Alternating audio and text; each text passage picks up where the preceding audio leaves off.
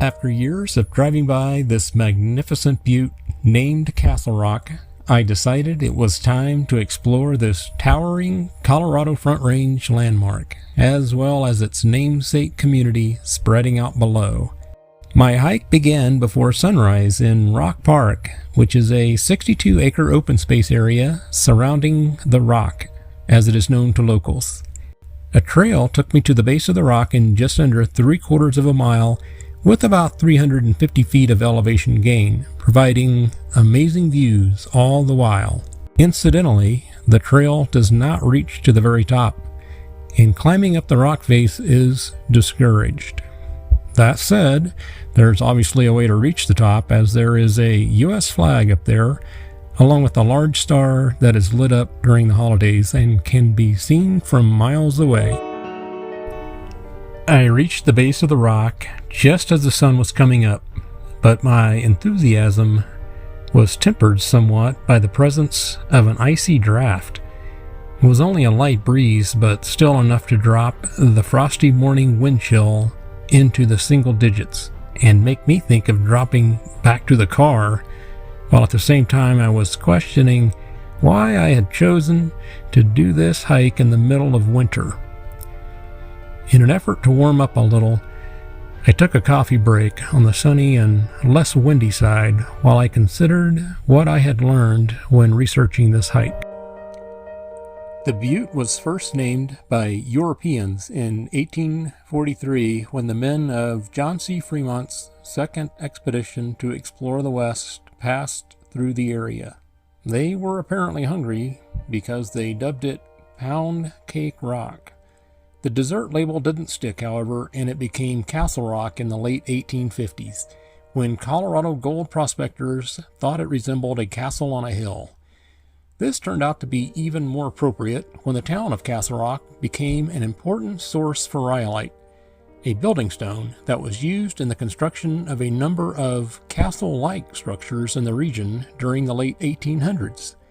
Places that are still around today, like Denver's Molly Brown House, the Castle Marn, and University Hall over at DU. The rhyolite found here is 37 million years old in geologic time and originated as a 20 to 30 foot deep layer of hot ash that was spewed from a faraway volcano which cooled and hardened into stone. The Castle Rock itself is a younger layer of sandstone called Castle Rock Conglomerate, which forms a cap rock on top of most of the area's mesas. However, chunks of rhyolite can be found here near the north face overhang.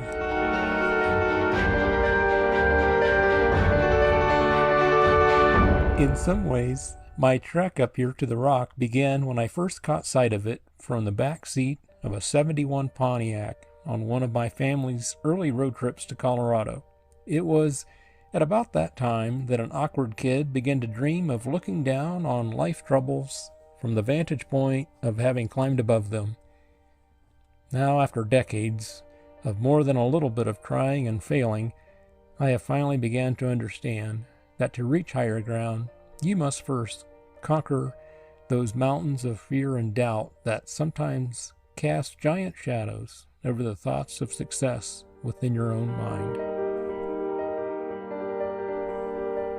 After finishing my little hike up to the rock, it was time to explore the town of Castle Rock itself. The community, which now spreads out in all directions around Castle Rock Butte, was founded in 1874 as a stop on the Denver and Rio Grande Railroad, and after a century of steady growth had become home to a whopping 2,000 citizens by 1974. Now it is one of Denver's fastest growing suburbs and has reached a population of 80,000. Why has it become so popular? Well, I think it's because it still feels like a small town. Even though there are plenty of high-rise apartment buildings in the downtown area, it nevertheless seems quaint, with historic 19th century buildings lining the streets and providing a home for numerous mom-and-pop restaurants and small shops. One of these eateries, the oldest in town, is the B&B Cafe, which upon entering I encountered exceptionally friendly service and mouth-watering avocado toast. Stray bullet holes in the tin ceiling and behind the bar serve as a memorial to Town Marshal Ray Lewis, who was tragically gunned down while apprehending an armed fugitive on Valentine's Day, February 14th, 1946.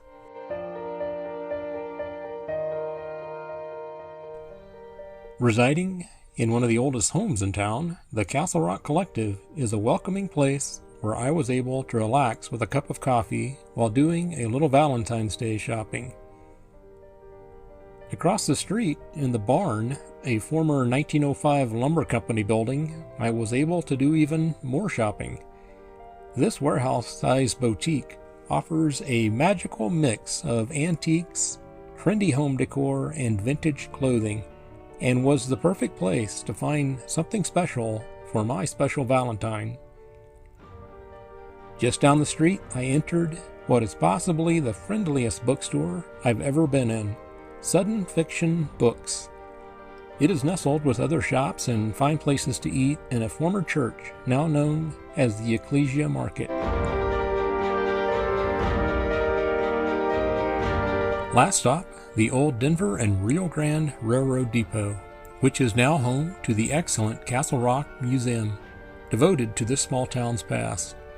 A town that came into existence because locals chose to try and convince DNRG Railroad executives that there was a lucrative freight potential in hauling the locally quarried rhyolite building stone. Not only did the railroad bosses agree, but they also built their depot out of this lightweight and durable material, qualities that are nicely displayed here by the superb condition of the 148-year-old graffitied walls that had even survived a move to this location. Well, that's all for now. Thank you so much for watching. I hope you enjoyed this little adventure.